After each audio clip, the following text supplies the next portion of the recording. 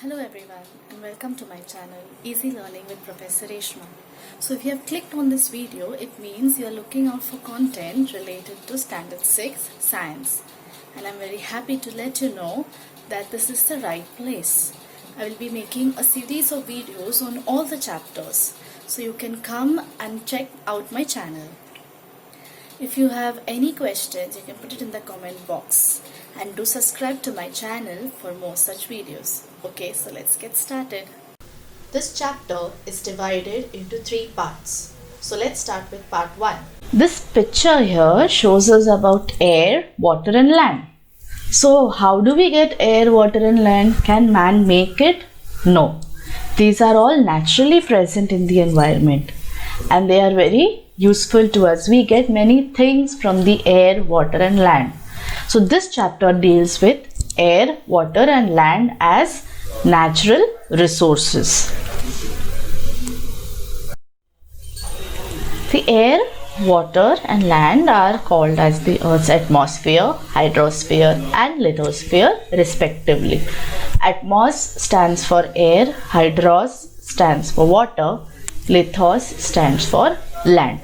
Now there are many living things that are present in the atmosphere, hydrosphere and the lithosphere, and that sphere of the living things is called as its biosphere. Now let us look at this chart.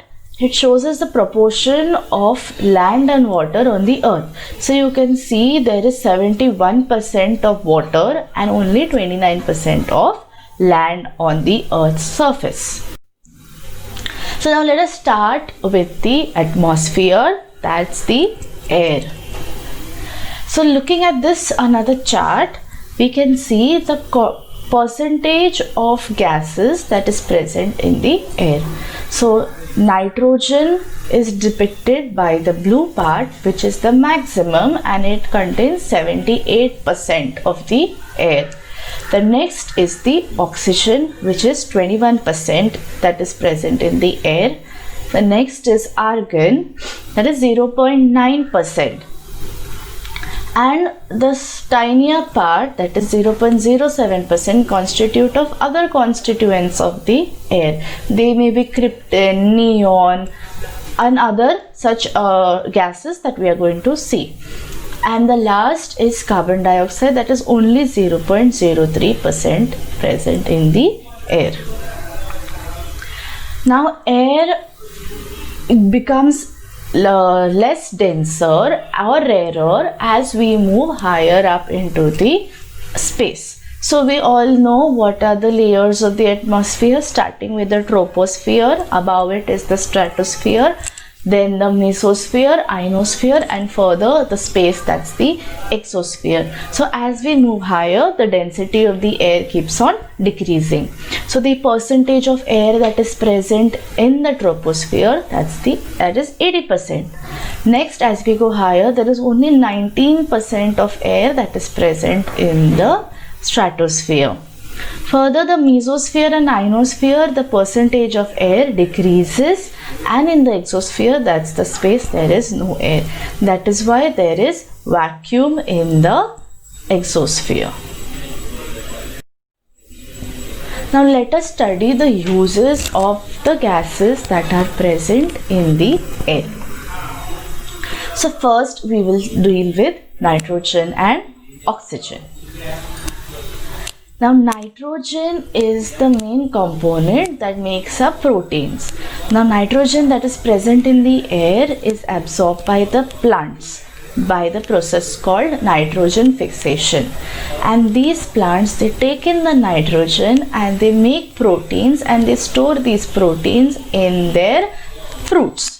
So for example, the leguminous plants, the plants that make pulses, your rajma, then there is green peas, all these are called as leguminous plants. These plants, they take in the nitrogen from the air and they put it or keep it in their seeds. Now these seeds, when they are consumed by other animals, the nitrogen gets transferred to these other animals and we develop our own body proteins. So that is why it is said it is important to have eggs and fish and any pulses to get good source of proteins.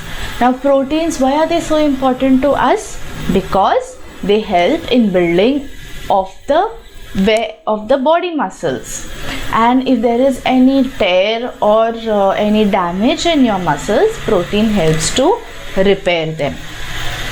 Now the next use of nitrogen is to make airtight containers. So your jam bottles, you know, when you have to open a new jam bottle, it's very tight, and then there is a small click sound that comes when it opens up.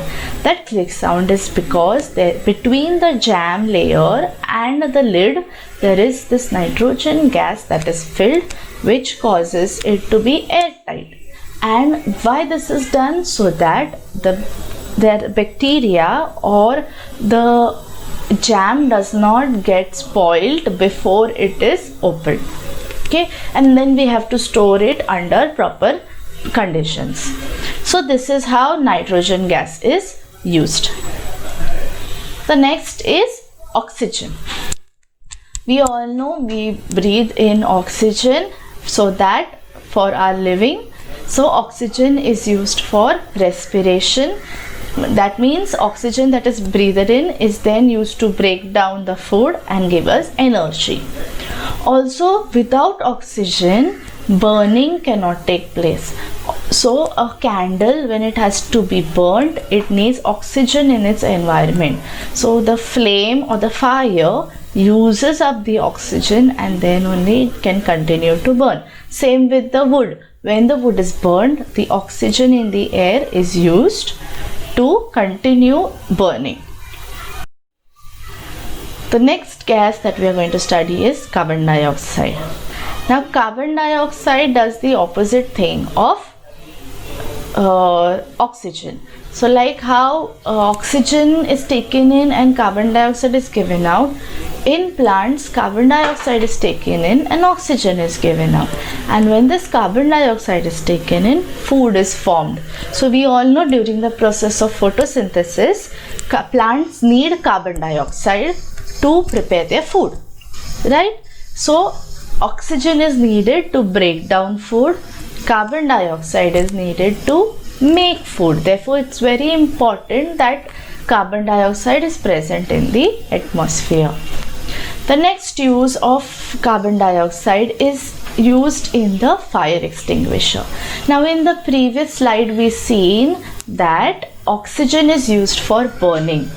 That means as long as oxygen is present, the fire will be alive or the fire will keep on burning. So what happens when we put carbon dioxide gas over that fire?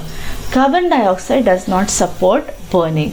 So therefore the carbon dioxide will extinguish or will put the fire out, and therefore it is used in fire extinguishers. Now carbon dioxide fire extinguisher can be used on paper fire, wood fire. So these places where you don't need to put water, you can use carbon dioxide gas in the fire extinguisher. The next gas that we are going to learn is neon. Now neon is a gas that when burns, it gives a fluorescent light. So neon gas is used on street lightings. So wherever you want like a nice looking street with some nice fluorescent colors, they use that street lighting. Also neon can be used in decorative lighting. So if you want to decorate an area to look with a nice neon color, you can use the neon gas. The next gas that we are going to study is argon. Now argon is a gas that is very important to us because this gas helps us in lighting of our rooms. So when we use a light bulb, we can see a thin wire that is present inside the light bulb, that is a tungsten wire. Now when the electricity passes through the tungsten wire, that wire heats up. But that wire is so thin that when it heats up, only that small wire part will become red in color. But what about the light that has to come out? That light is because of the argon gas that is present inside the bulb. So as the wire is heated up, the heat is passed on to the argon gas, and the gas then illuminates or becomes bright, and thus gives us that bright light coming out from the bulb. Okay. The next gas, that is helium. Now we all are very fond of balloons, yes, and the balloons that go high up in the sky, that is because helium gas is present in it. Helium being a very light gas, it goes higher and higher, and therefore it is used in balloons. So just imagine what else can be used in. Yes, it is used in airlifting of airships. Also, helium is a gas that can be used to cool something rapidly. So if we want to keep something under very cold conditions, helium gas is used because it can acquire very cold temperatures. The next gas is krypton. Now same as argon, krypton is used in LED bulbs, and argon, when it lights, it gives us a yellow light. Krypton, when it lights, it gives a white light. So therefore LED bulbs and incandescent bulbs, argon gas is used in incandescent bulbs. This is the main difference between the two bulbs. The next is xenon gas. Now in your cameras, now we use our mobile cameras, right? We have flash in our mobile cameras. What about the professional cameras we have, which they use in big events? So there is this flashlights. These flashlights contain xenon gas, and when the click of the button, then a current is passed through the bulb, and then this gas illuminates and it gives a sudden light, a very strong light. So xenon gas is used in flashlights. We have come to the end of part 1. I hope you have understood the concepts. You can click on the link in the description box to continue to part 2. Thank you and see you in part 2.